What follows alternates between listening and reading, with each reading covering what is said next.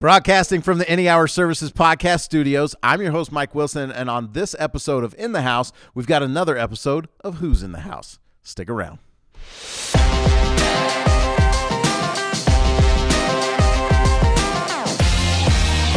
In the House is a podcast about the major systems in the house: electrical, plumbing, heating, and air conditioning. Who's in the House is a series where we meet the men and women that help keep our systems running, the trades people that keep our homes safe and comfortable. Today, I'm joined by Dakota Frazier. Thanks for coming in the studio, man. Thank you for having me. Tell us a little bit about yourself. Well, what department you work in? Let's start with the basics. Who you are and what you do here. Like you said, my name's Dakota Frazier. Born and raised in Utah, down in Spanish Fork. Okay. And I work in the drains department. Okay. How long have you always lived in Utah? Always. You grew up in Spanish Fork? Grew up in Spanish Fork. I will die in Spanish Fork. Why? I love that place. Yeah. I'm not going to die in Spanish Fork because my wife hates it, but...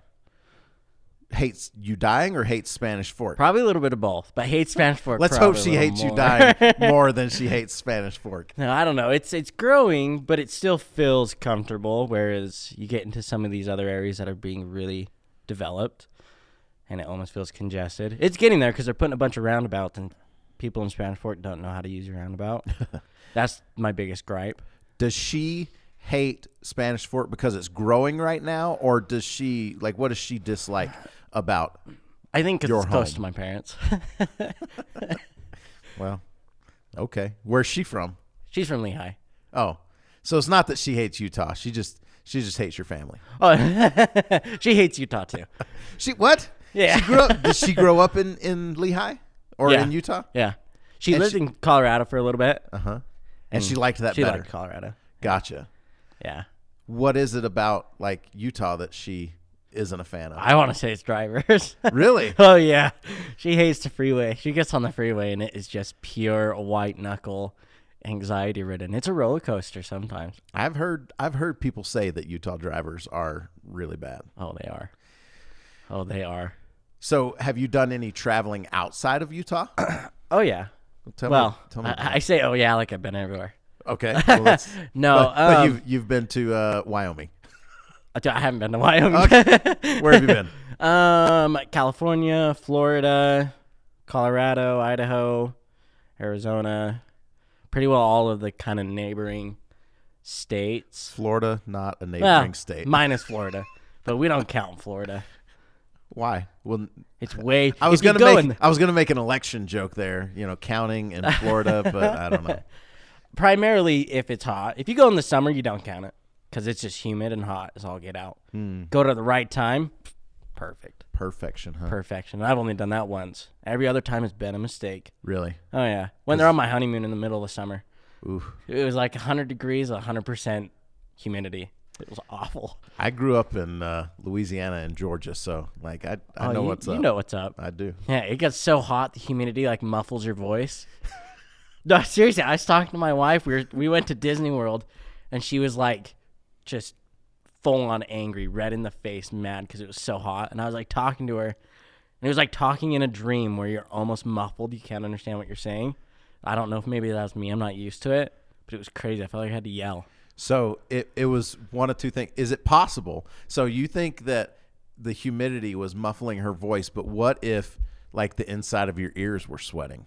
And you had, was it kind of like listening underwater? You ever get water in your ears? Yeah. Okay. So yeah, you have a point. Well, Yeah, No. Let me just clarify. I've never had sweaty ears to the point that it muffled my hearing. Oh, well, I think you're on to something then. I might be. Tell us this, Dakota. What kinds of things do you do in your spare time when you're not, in the drain department and you're not letting your phone die? Well, or is that a hobby, letting electronics die? Sometimes that's a hobby. Sometimes I'm I'm gonna push it and see how far it's gonna go. Bring that mic in front of your mouth there. There you go. There we go. I think. Well, I've got a almost year-old now, and so he's become very active. He's discovered his voice. He's starting to stand, do all these things. So it's never a dull moment with him. But outside of that, I'm a big gamer. PC is my poison. PC gamer. Oh yeah. Do you have any favorite games? Right now I'm hooked on World of Warcraft. World of Warcraft. Bad. Yeah, edit that part out because I'll get so much crap for it. Why? Oh wow, it's a very good game. I've heard. I remember like people playing World of Warcraft like back in the day when I was like in high school. Oh, I played in beta, so I was like young. when it was first like coming out. Yeah. How old are you? 25, and it's about 12 years old. No. Yeah. We're 13, 15, something like that. World of War. Google that. See how old World of Warcraft is. I swear it was around before you were born. Well, so Blizzard, the studio that makes it, has Warcraft, which is an RTS, but it's based off. World of Warcraft is based off the RTS Warcraft and just the lore. Maybe I'm okay. Warcraft is older. Warcraft is early 90s, maybe. Okay, that's what I think that's what I'm thinking. There's like of. Warcraft and StarCraft. Nah, I never did. I just remember people like being like grown men with a family and a wife and like addicted to playing Warcraft. Oh yeah. It's an addicting I game. never played Warcraft, but I had some buddies that it was what was it? It was like Command and Conquer. Yeah. That one. Yeah. I thought that one was fun, go Yeah. and like build the bases and the Tesla coils and Yeah, your yeah. armies and things like that, but I never got into the orgs and or whatever they are. The night elves, orcs, and I have no idea. humans, undead, all sorts of Yeah. dwarves. But they'd get wizards and Oh, yeah. things like that. But Oh yeah. I think for me, for a lot of those games, there's a lot of reading involved as far as like needing to like know stuff, and so I don't yeah. like reading. My brain doesn't process words. Neither do I, and so I always turn on the setting that just insta-fills all the words rather than watching it build itself up, so I don't have to read Is there it. a setting that'll read it to you? Oh yeah. Well, not read it to you, but so like way back when like World of Warcraft started, there was a feature which essentially, as you would like get a quest or something, it would slowly fill the words so you could read it as it was kind of filling, and then you could accept it. Well, I wasn't going to read it, and so I just sat there, and now you can just instantly get it. I like how on the like what are they called? Call of Duty games. Yeah. There's like a narrator, and he comes on. And he's like he's part of the character, and he reads the stuff to you. I wish they'd do that. It'd be awesome. It would be. They don't do that, and I feel like nobody wants to. I mean, they already have fantastic like voice actors for their main characters, and then they have like the For the people grunting and right. And so they're like, well, I don't think we're gonna find someone to solely read all these quests in character to whatever race you're playing. That sounds like it'd be difficult. Well, So maybe they stopped out of that. That'd be a huge budget thing. yeah. Oh well. What other knows? games besides World of Warcraft? Which we're not editing out, by the way. That's fine. Well, it's just gonna get worse if I start rattling off game names. There are. Hey, we had an episode. We had an episode where we discovered an underground Dungeons and Dragons ring at Any Hour Services. Is it the one with like Mike Perry? Yeah. I'm in it. I'm a part of that. Okay. It's awesome. It's so fun. It sounded like fun. It's way fun. Dungeons and Dragons, if you've never played it and you have no interest in playing it, just play it one time. It's so fun. I would play it just once, but like my kid plays, but I can't get him to like be a dungeon master with me, and I feel really weird going and playing with a bunch of 14-year-old boys. Yeah. I'm not going to do it. Yeah. Like I'll ask my kid about it, but I'm not going to go play. Oh yeah. It's a good time. Okay, so I guess my thing is like don't worry about the judgment. Oh yeah. This is us getting to know you. This is judge free zone. So Yeah. game that wise, happens at the end, but that's totally there's all right. total judgment right now. Cut the camera, and it's Okay, judgment. other games. So basically a big Blizzard fan boy. So there's WoW. Blizzard's a game. So Blizzard is the people who make World of Warcraft. Gotcha. So they have all a bunch their of games. other games. I Yeah. gotcha. So like Heroes of the Storm, which is a MOBA. What's MOBA? MOBA is it's an acronym for something that I don't know, but basically it's an arena game that is split into like 3 to 2 section maps, and it's like a 5v5, 3v3, 1v1 or whatever. So you select whatever hero you want to play, go fight against another hero. Gotcha. So it's like Mario Kart. Yeah, essentially. You can throw shells. There's probably a character that throws shells. I have yet to find him. But Okay. Well, let me ask you this. Is your wife a gamer? No. Well, she tries. Bless okay. her heart. That's good. Bless her heart. See, with console gaming, there's a controller. And you Yes. that seems like it'd be easy for a second person to jump in and try. Oh, Is yeah. it easy for someone to share the keyboard with you? And No. you have to use the mouse instead? Like, That's very hard. yeah. So, And it's a hard, well, I don't know. Maybe it's not a hard thing to learn. I feel like controller comes a little easier than trying to, depending on what you're doing, factor in all the aspects of a keyboard and a mouse. So what does she play on? She tries to play on her laptop. Oh, gotcha. Yeah. I Because see.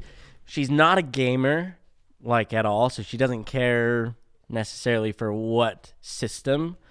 But she tries to play some of the PC games, like a game called League of Legends, which just don't ever download it, don't ever get curious, don't ever play it, it's awful. Okay.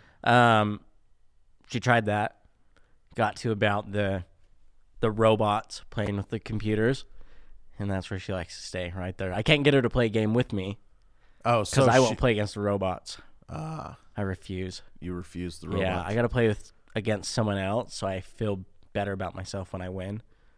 You 'Cause don't I'm not feel very good better. at it. You don't feel better like about beating a computer. No. They're supposed to be smarter than humans. Oh, they're not smarter. Not these ones. These are the These like are the dumb big- robots. yeah, these are the ones that are programmed to do one spell, and when they're on cooldown for that spell, they run around in circles, so you can kill them like 30 times. It's not fun. I've always found the court because my kids have like I don't even know which one it is, but Xbox or PlayStation, one or of those. something.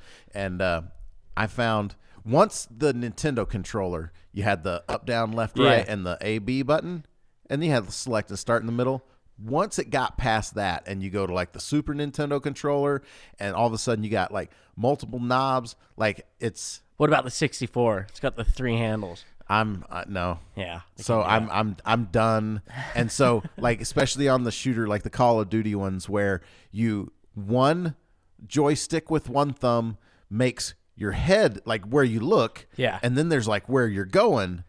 And anyway. Well, see, that's why I don't play console. I just cannot do that. Well, you've got the equivalent like movements on a keyboard. That's what you would think, and then you get into it. Going to like transitioning. Well, I guess it's not. I can't speak for everyone. For me, transitioning is so hard. Like I can't do the controllers. I suck at them. So much so that I have tried to find various different ways to like jimmy rig a mouse and keyboard to an Xbox. It's never worked. But I would only play Xbox if I could get a mouse and keyboard. So it just sits and collects dust. That's interesting. Yeah, I hate controllers. Well, that's good to know. Is there anything else besides being a dad and playing games that you do to like unwind? Hang out with my family, like just as family as a whole, not just wife and son. Like we Fraziers are pretty family oriented. Do you have a big family or just a close family?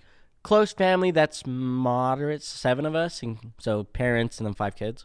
That's okay. I mean, to some people listening, they'd be like, "That's a big family." It's a big family. My wife got like 11 or something. Wow. Yeah. So, so what do you do with your family? What do the Fraziers do? Oh, we're big gamers, but we play we play a lot of like board games. We're into Pandemic lately. Pandemic. Oh, dude, it's so hard, but it's so fun.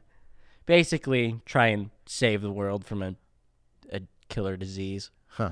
It's like 2020. But Looks like we're winning. hopefully. Well, we are. If it was Pandemic, we'd be screwed. Maybe you got to edit that out. I'm sorry. It's probably not a good word to say. My bad.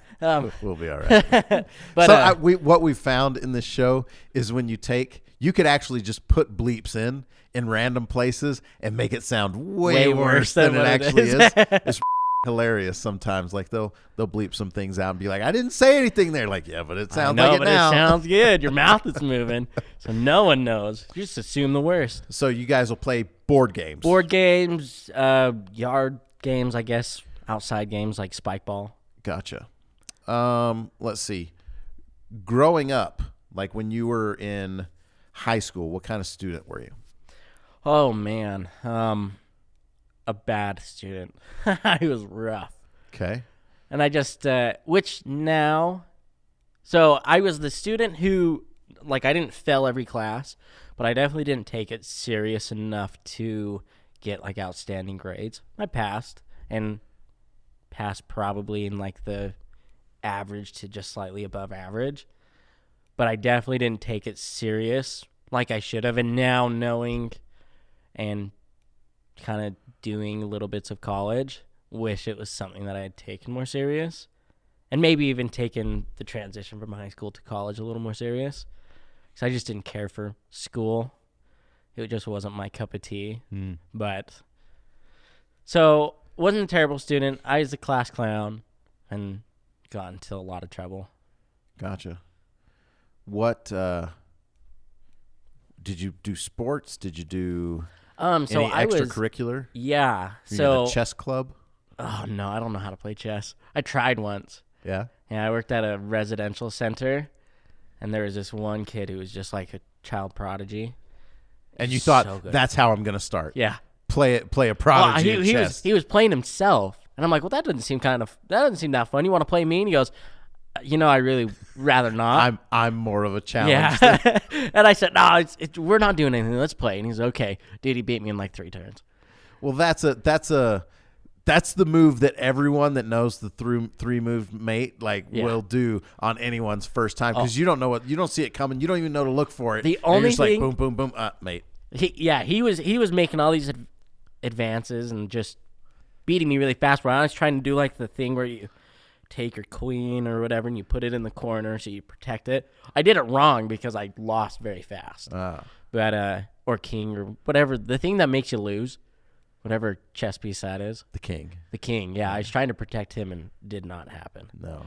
So definitely wasn't in the chess club, but I was in pretty well the majority of any kind of art extracurricular, and then I wrestled. Wow. I was a wrestler. So let's explore the arts, like drawing, painting, drama, choir. I didn't get into drama and choir. I wish I would have, but really, because you're never. a good singer. No, okay. Awful. I would be like the background guy to maybe go like something. I don't think that's a position. I don't think in that choir. is. Oh, that's why they wouldn't let me in. It's rough. I went and auditioned. They're like, all right, sing us a song, and that's all I did. And all you did was make noises. Yeah, and they're like, we don't know what you're doing. We have a better beatboxer. That's like a baritone or something. But so why did you want, when you say I wish I would have gone out for those and you're no good at it, why would you have wanted to go out for it? Just to say that I did. Like, and so I guess it comes down to what you could just say that you did. Yeah. Well, actually, true, that would be dishonest. Well, fair enough. But so I guess kind of to put it into perspective as to why I say that is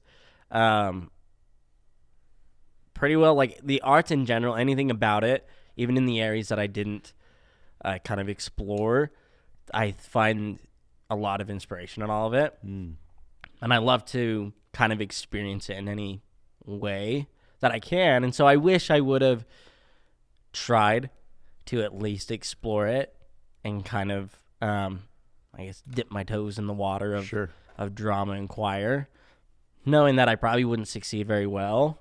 But nonetheless, I like movies, music, art in general, kind of the whole spectrum of art is that's where I find a lot of inspiration in things. And so that's kind of where I wish I did pay more attention and like become more active in school in general. So I primarily stayed in the like the fine arts ceramic area, but I was never much of a fine artist. I did a whole lot of like mixed media art and abstract art. Gotcha.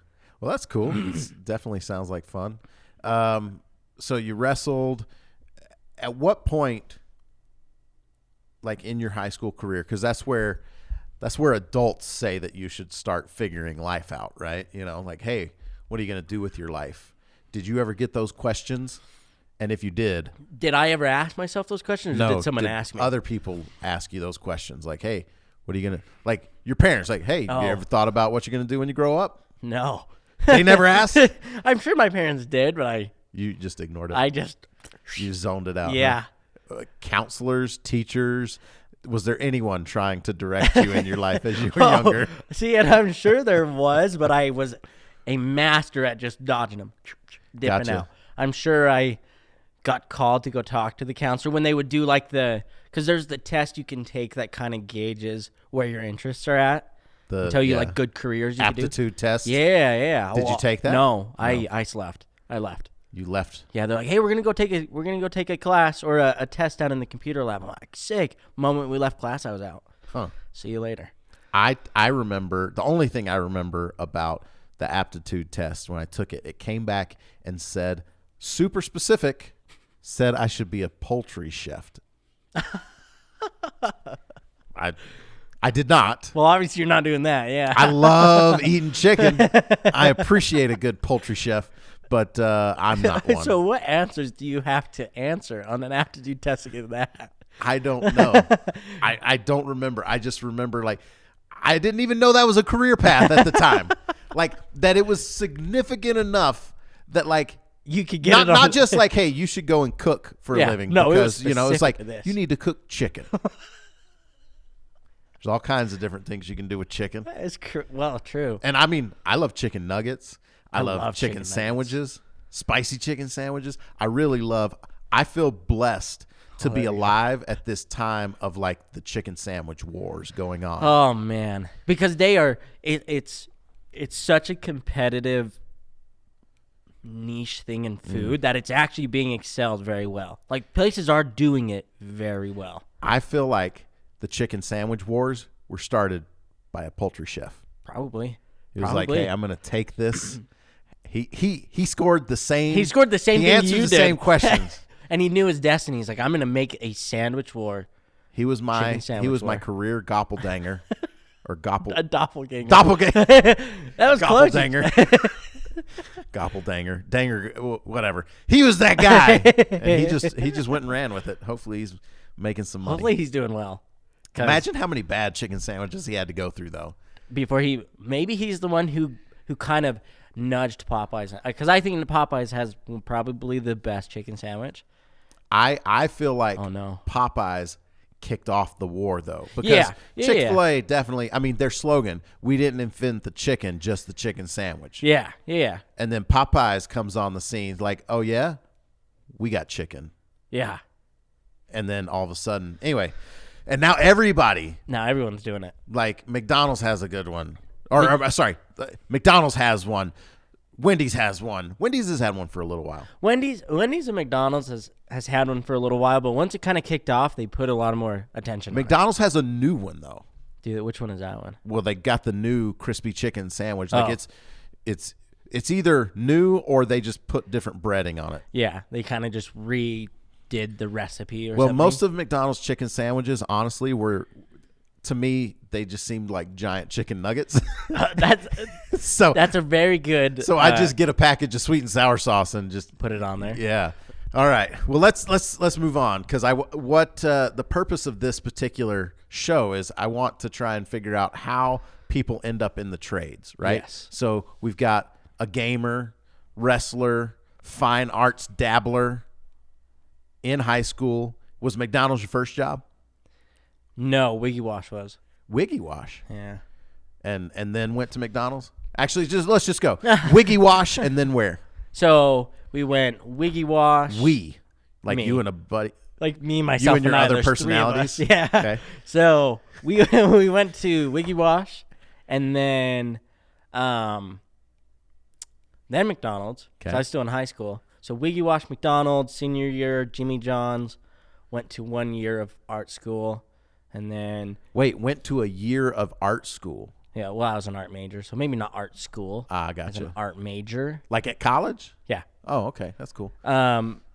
Moved back, worked at a movie theater, and then went to a developmental center, to another residential center, to a surgical center, to here. Very centered. Yeah, yeah. Okay. Yeah. So did you, when you were in high school and doing your, the fast food jobs and things like that, I don't know, did you think that was going to be your career? No, I was planning on being an art teacher. An art teacher. Yes, I wanted to teach art. Okay. And then went to, I took a class that was called Intro to Art Majors. Okay. And the first thing he said, first day was, some of you are going to be a studio or trying to be a studio artist. I will tell you right now, you will not make money until you die. And then I decided I was not going to be an art major anymore. Yeah, but you said you wanted to teach, not be a studio artist. Yeah, and teachers don't make anything, especially art Well, teachers. it sounds like they make more money, like they make money while they're alive. Well, true. And that's kind of, so I wanted to be an art teacher and then do studio art. Gotcha. Like I had a teacher in high school, and that's what he did. He taught. For those that don't know, and by those I mean me, what is considered a studio artist? So a studio artist would be someone who makes their living solely on the art that they create. Gotcha. So they are either commissioned to make work, they make a series of works, and then they sell them. It sounds like your professor is a guy that wanted to be a studio artist, never did, and then goes around spreading the rumor Right. that like, well, I couldn't do it, so you can't. Right? He lied on his Dakota. resume when he applied for the position as a professor. He's like, "Oh yeah, I'm a successful." He's actually he's a moderately successful like brass sculptor, the guy who taught the class. So he's a studio artist. Yeah, and he makes good Making doing money. it. Yeah. So I don't know. But it's one of those things, and Guys. that's kind of where it does fall, because it's entirely dependent on your ability to do something that is likable, and then your ability to market it and get it out. Whereas, me in particular, I always had a very everything that I would do, it would kind of develop through some emotional thing, and so I had a very like tight connection to the things that I was doing, so I could never sell them. And I put them through art. I put some into some art shows, but I never like tagged them for sale, where some of the other students would. And I just kind of, that was when I realized it. I was like, I'd rather do this as a hobby and maintain kind of the purity of what it is than because the moment it's going to turn into a job, you're now going to feel obligated to try and create something, and then you're going to get into like artist block and just all sorts of nonsense. So you still do art? Not as much as I would like to do. It's hard to find time to do it, especially when the sounds process like you could play a little less Warcraft and probably a little more sculpting. But Life's about choices, my that'd friend. be too easy. It'd be too easy. Well, anarchy. But but yeah, and so that would be the difference. Okay, so you are studying to become a teacher. The guy scares you away, saying you're never going to make any money. Yes. And you leave there, decide that you don't want to be an art teacher, and then you started going into helping people in treatment centers. Talk to me about, like, where was your mind at that point? What was your next path career-wise? So that kind of brought me, like, through high school, I did a lot of the special ed stuff. And so I really enjoyed just the aspect of helping someone, doing something for someone that may not have had the opportunity to do it like I did. Mm-hmm. Kind of share that experience with them. And I've always just enjoyed kind of being a helping hand for those who may need a little extra help or something. Gotcha. And so I went into the movie theater, got into like a managerial role, and then the position at the Utah State Developmental Center is what it's called, opened up, went there, and spent a lot of years there actually. You're 25. Yeah, I was like 3 years there, which was For you, percentage-wise of your Yeah. career. Okay, I gotcha. And primarily for just the employees there. It's a hard job to work, and so they did lose people within the 1 to 2 year range fairly often. Okay. So 3 years. Once you broke 2, they're like, "Oh man, you're a lifer." You're a lifer. Yeah. So, but when I got into that, like my kind of where my head was at, where I was going, is I've always enjoyed helping people, and that's what I like to either help share the things I experienced and create that kind of happy moment for someone, or alternatively, help someone in something that I have never experienced, or in something that I struggled with at some point. Like if I didn't experience it, I wanted to experience it with someone and share that experience, or alternatively give an experience that I had that I enjoyed to someone who would also enjoy it. Okay. So you're a lifer at the hospital or the Utah State The developmental center. Then you go to another center. And then I went to residential for at-risk teens. Okay. And at this point, it was more of a money chase, I have to admit. Okay. Got paid a little bit more to do what I had thought was the same kind of work. Realized it wasn't. It's very different comparing the two, and just kind of the demographic that you're working with. Working with teens.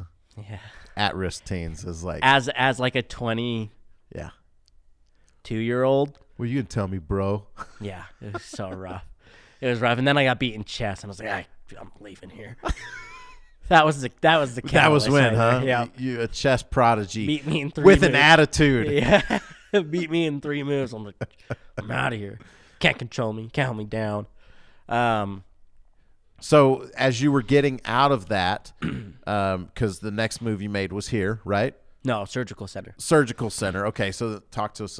We're getting the evolution. I'm trying to get We're in your head as far evolving. as like what are you thinking? And at so these that different moves? transition happened when I really started to focus on, okay, like I need to be more career minded. Okay. And honestly, and I guess I'll throw this little tidbit in there, is if the developmental center that I was at, being it was not like privately owned, there wasn't a whole lot of not progression, but kind of pay scale wise.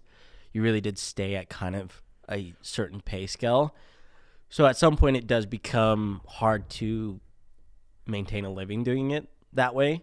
And so if it was more competitive, that's likely where I feel like I would have retired. If I, don't do school, if I never finished school or whatever, then that's really where I thought I would retire. So yeah, lifer was definitely part of a thought. That was a thought. At Have some you point. met your wife at this point yet? Yeah, I met her at the developmental center. Okay. She was actually the person who was replacing my position. Really? Yeah, so I trained her a little bit. It was rough.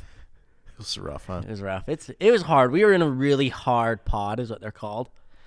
And so she came in first day, and these 2 other employees had basically told her every horror story that ever happened, which is not the move. And she left and she cried. And then she came back. So thank goodness for that. Yeah. Okay. But, so how long did you guys date? So we dated for about a year before we got really serious and then got engaged. Okay. Like we had dated for a while, moved in with each other, and then I proposed. Gotcha. But it all started at the developmental center. Got it. Okay. So at this point in your career journey, going to the surgical center, are you married? Yes. Okay. So you're married. Okay. Keep going. So at the surgical center, so that transition from the residential facility to this surgical center was when I started to really focus on, all right, what do I like to do as a person? What career field is going to help facilitate that? And I've always also been drawn to just kind of medical in general. So I wanted to do nursing. So I'm like, all right, I'm going to, apply for school, start kind of that work there. And then while I was doing that, I found an anesthesia technician position at the surgical center. So went and did that. And Like, it was fantastic. It was a great job and learning experience, but I would say it was not the job to start with, especially if you don't quite know the exacting role of the position, I guess. Gotcha. And so it was a tough position to do, and it just didn't quite fit into the role of what I needed. Just even if it was something temporary, it didn't fit into what would kind of help create a more purposeful work life as moving forward, I guess. So within all these different things that you're doing, at what point do you think to yourself, the trades might be an option? Pretty well at almost every transition point, that was always a considerable thing, because I grew up doing that. My dad owns a trucking company, so I always did any kind of truck maintenance with him. So I was very hands-on. Now, granted, not necessarily a trade job, but it's a very hands-on job. Blue collar. Yeah.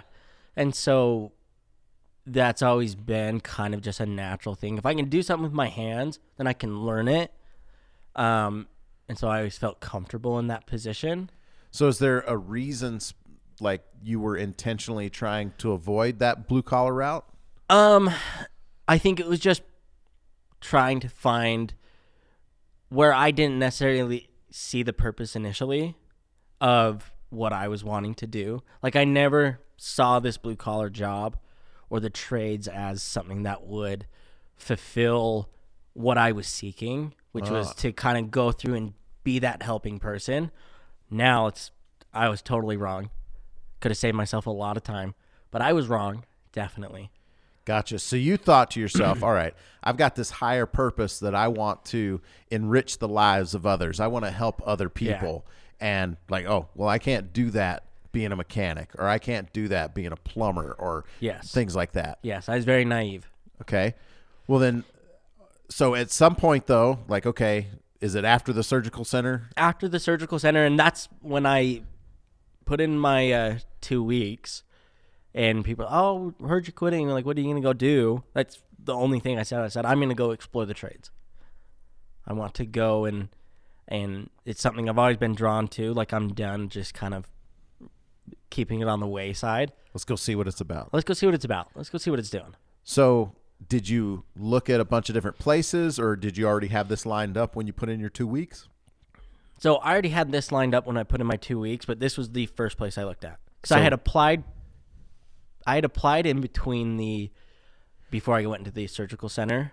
You applied here? Yeah. I had applied here and the surgical center, got the surgical center job. But I was talking with Dustin during that kind of process. Gotcha. So then let me stop you there real quick. So when you applied here, how did you hear about Any Hour? Indeed. I saw it on Indeed. You saw it on Indeed. Okay. Yep. So there was a job listing. What did the job listing, what was it for?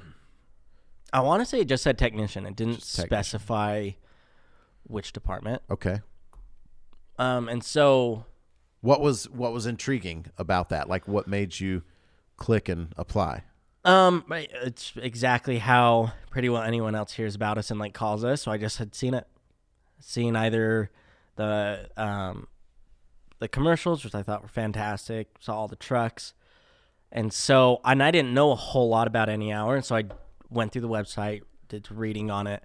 And a big thing whenever I would apply to places, I always actually read the reviews of it to know if I'm going to go and do something, like, is it going to be perceived from the consumer as a good and reputable?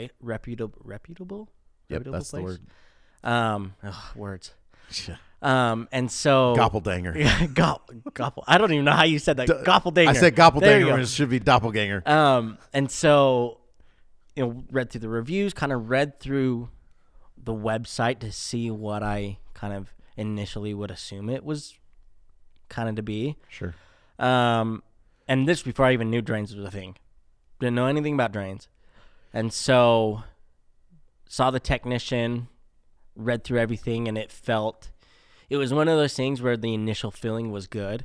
It's like, no, this sounds and feels like something that would be kind of a healthy thing. You know, it would fulfill the things I needed just as a, you know, as a provider, as a working human being. Like it did kind of check each one of those marks. So you recognized the brand from seeing the trucks and the commercials and different things like that. You are on Indeed, actively searching for something. You see something from Any Hour. You're like, oh, well, let me dig more. Yeah. You go, then you research the website and things, and you apply, and then you start communicating with Dustin and things like that. Okay. Yep. Sounds good. So then, so you took the job at the surgical center, but stayed in touch with Dustin. So talk to me about the actual, like, okay, I'm going to Any Hour. How did that sound in your head? What was the straw that broke the camel's back on the other thing? I think it was, it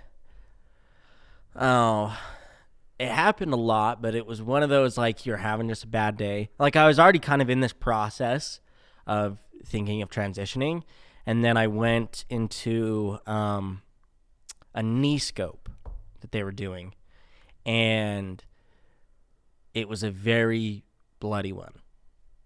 And so I had to go and mop up all the stuff. Oh, you didn't even get to create the blood. You had to clean it up? No, so yeah, I was essentially a medical janitor? Yes. Yeah. So I would calibrate all the anesthesia machines. So, and this was the biggest thing about it, is I love technical work. And as a technician, you assume you do a lot of technical things. The position I was in was about 2 hours of technical work and then another 8 hours of mopping up blood and taking out the trash and stuff, doing all the dirty laundry. Oh, that sounds... So, yeah. Like, and I learned a lot, and being kind of the person that I am, I pretty well forced myself upon the other anesthesiologist to see if I could do anything that would fulfill the kind of the technical nature. And so I helped draw medications and do kind of the little things that anyone can do. But this knee scope was that was kind of the draw. Yeah, I walked in and had watched it before it was done, and it was a wet mess. And I was like, this is going to suck to clean. And then it was over, and they ran out and said, hey, we need to turn this room. Grabbed my mop, and I went through like 2 mop heads and like 3 trash bags. Like it was a wet, and it was a gross, bloody one. And so that was kind of the one where it's like, all right, I'm gonna fire on this. Had put in the application, I think like a day prior to this. I'd gotten like an email that was, hey, thanks for applying. Do this or this or that if you're still interested. And I'd waited on a day because I was still kind of in that uncertain area. Like, maybe if I stay here, continue my nursing stuff, like, it's all going to benefit me in the end. And then the knee scope happened, and I was like, no. Okay, so then you reply to the email and like, yes, I'm interested. Yeah. Did you secure this job before you put in the 2 weeks there? Yeah. I had gone through the interview process, and I was like, hey, I need to give a 2-week notice. And then once the 2 weeks were done, I was here. Okay. So talk to me about, like, you mentioned when you were like going through the website, you were like, oh, this seems like a healthy place. Like, that you could see yourself doing this. And you said something about like, it initially seemed, good. Mm-hmm. Now that you've been here for a little while, like, it's fantastic. Is it? It's amazing. What about it is, actually, before you answer that, I want you to try and articulate and clarify what you went off trying to find this or fulfill this need to like help people. And you said you were wrong, that you couldn't achieve that in the trade. So talk to me about where you're getting fulfillment in that aspect in your job today. Oh, every day. And so part of that is feeling almost responsible, like having a sense of responsibility to facilitate this need. There are some, I guess, who enjoy not having that kind of extra responsibility, and that fulfills a need of their own. For me, it's the independence of knowing, like, hey, this is all my responsibility, and it's either going to success or fail solely based on what I'm doing. And that was a very enticing aspect. Like, I like having the independence, but also knowing that independence comes responsibility, and if I don't take and nurture the responsibility that is placed on me, like, it is going to fail. It's not going to succeed. And so challenging myself in that nature is part of it. But also, every kind of customer interaction that I go into is essentially just hits the refresh on why I love to kind of help and work with people in general. That's cool. So what would you say to people that are either thinking about the trades or considering and weighing those options? What would your advice to them be? I would say don't think on it too hard. Like, obviously, weigh the pros and cons. And pros and cons not being like the pros and cons of a trades job, but the pros and cons of, what are you seeking and what is this job going to fulfill? Is it going to fulfill these things in a positive manner? Are there going to be aspects in your life that this would kind of fight against? So weigh those different things, and then just fire on it. Just do it. Well, any last things you'd like to say about, what you do, the trades, working for any hour? Because we're go. I want to make sure you get to your first call. Right. We got to start wrapping things up.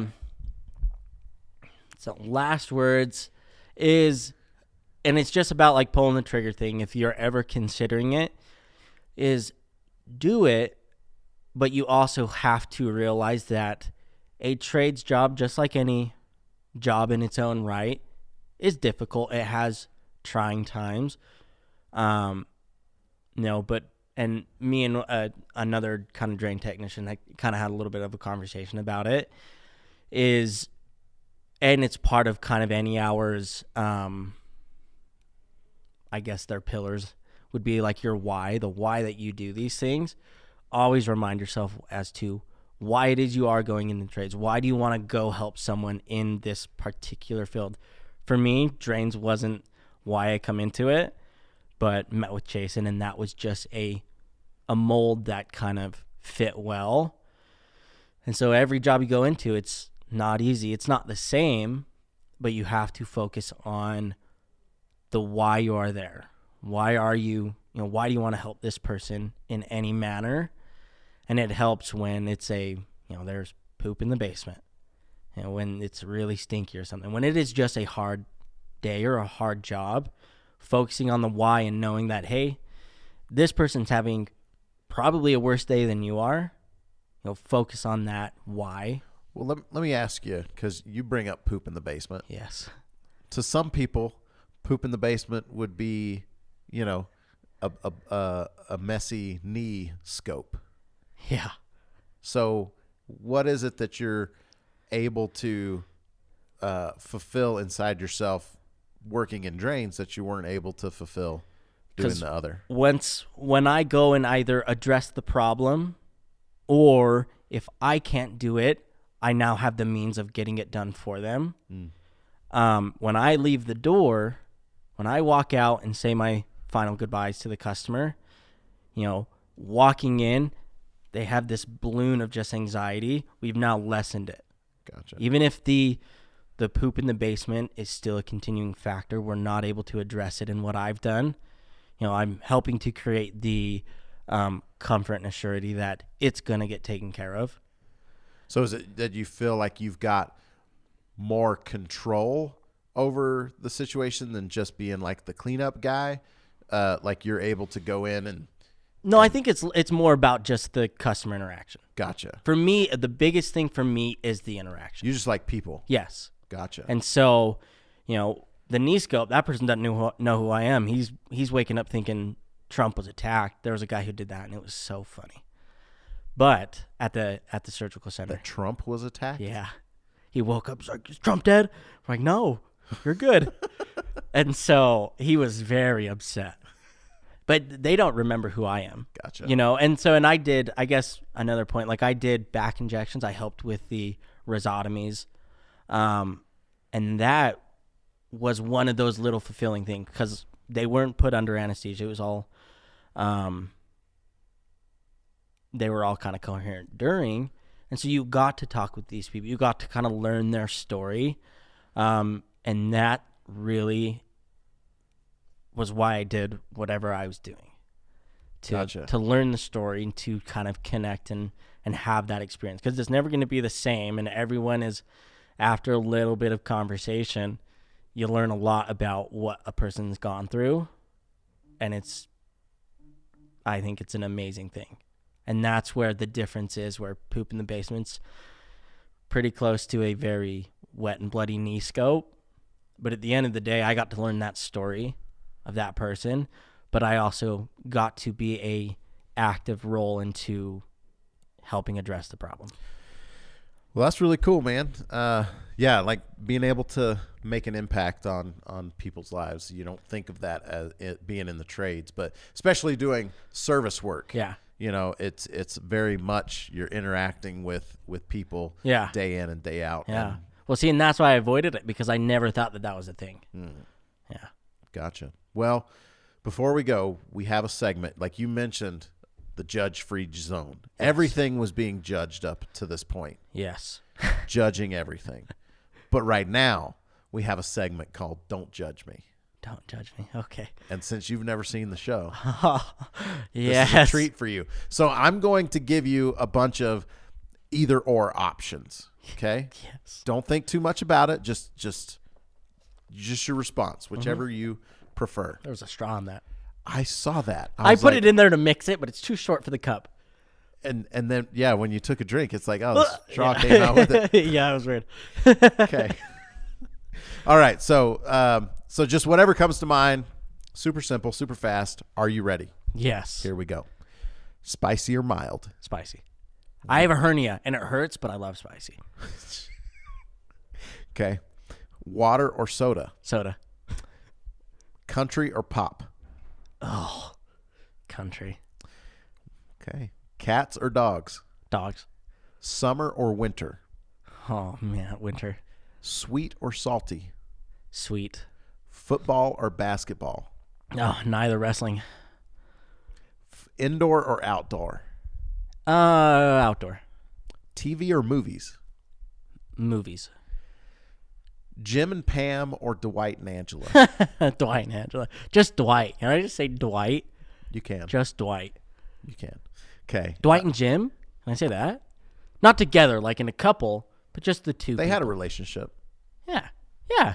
Especially when he stole his identity. It's that anarchy kicking in. Yeah. I told you the rules of the game. Okay. And you're just like, and I'm just going to do whatever I want. There are no rules. There are no rules. Okay. The Bachelor or The Bachelorette?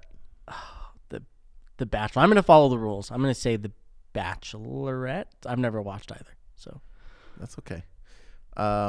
Well, in saying that you were going to follow the rules, you, were disregarding the rules. I know. There's no talking other than just the answer. Bachelorette. But that's okay. Roll it back. Bachelorette. No, we're good. We're past it. Bath or shower? Bath. Pedicure or manicure? Pedicure is feet, right? I think so. Pedicure. I asked for suggestions. I was like, give me some either-ors. So, I hate people touching my hands, so pedicure. I don't like people touching my feet either, so I'm just at a loss. I lose at any aspect of that question. So you don't actually do either one? No. But you chose just for the sake of the integrity of the game? Yeah, for the rules. Do it for the rules. Pedicure. Okay. Flowers or chocolate? Chocolate. Pizza or burgers? Pizza. Does pineapple have Nope. any business being on pizza? No, pineapple has only one business and one business only. Has one job and one job only. That is to be, what do they do at Tucano's? Grill it? I think so. Yeah, that is the only business of pineapple. Kind of get a honey glaze on it, grill that bad boy. What about those like whipped Dole pineapple smoothie things? I guess that works. All right, so there's multiple uses for the pineapple, just not on pizza. What about a pina colada? Never had one. Is it good? I know, but like you can't make one without pineapple. True, you can't. So I guess that's fair. That's a staple drink. What about pineapple upside down cake? What is that? It's a cake with slices of pineapple. You Is that bake where they it put the upside pineapple down. on top of it? No, you put the pineapple on the bottom. You bake it, but then you like dump it over, and so it's like upside down. But so the pineapple comes out on top. Oh, well, I've never had that. I've never even heard of that. Just like there is more than There's one. definitely more than one. What about hams, where you put the pineapple on that Hams? for decoration? You never seen like that? No. Another use for pineapple. There you go. You're just a fountain of knowledge about pineapples. What right about now. pineapple juice? I don't like pineapple juice. My wife loves it. It's okay that you don't like it, but you came out pretty heavy. I did. saying I was pineapple. I was guns. Has one thing and one thing only. All you can do is grill it. Is this my camera right here? No, it's our camera, but it is Well, pointed yes, at it's you. pointed at me. There are multiple uses for pineapple, But pizza is not one but of them. pizza is not one of them. That's the show. Wait, can I say one more thing? Just one more You thing? remember when I said, hey, you got anything else you want to say? Yeah, sorry. I just come to me. Go ahead. Mom, Dad, I told you I'd make it. He was right. He has made it. Mm-hmm. Thanks for coming into this. There, it's take it out. Get rid of it right now. I can't drink coffee without a straw. Why? Well, I have really like sensitive teeth. It doesn't do anything to my teeth, but I'm afraid it will if I don't have a straw. Like I can't drink water without a straw. I can't drink soda without a straw because the cold just agitates my teeth. Gotcha. And so this being as a warm and delicious drink, it's not going to do anything to my teeth, but I'm afraid the moment I don't have a straw, it will. It's like I'll forget I got hot coffee and instead I got cold coffee. You should not live your life in fear. Oh, I know. You shouldn't. I know I shouldn't. Just take the straw out. Being a straw guy, what is your... No, we're not going to go there. We're not going to go there. Dakota, it's been a lot of fun. Thanks for coming in and talking to us. That's the show. Are you done? That's the show. All right. Thanks for listening. Outro. What? I said outro. That's the show. Outro. No, I know. Oh, there you go. I wasn't sure if I slurred my words and you were just wondering. You what may I did have. say. You keep saying that you're done All talking. right, but I'm you done keep talking. I'll push this away. We'll be back next Tuesday with another episode of In the House. If you'd like to know more about Any Hour Services, visit anyhourservices.com. I've been your host, Mike Wilson. Dakota's been our guest. Thanks for listening to In the House. See ya.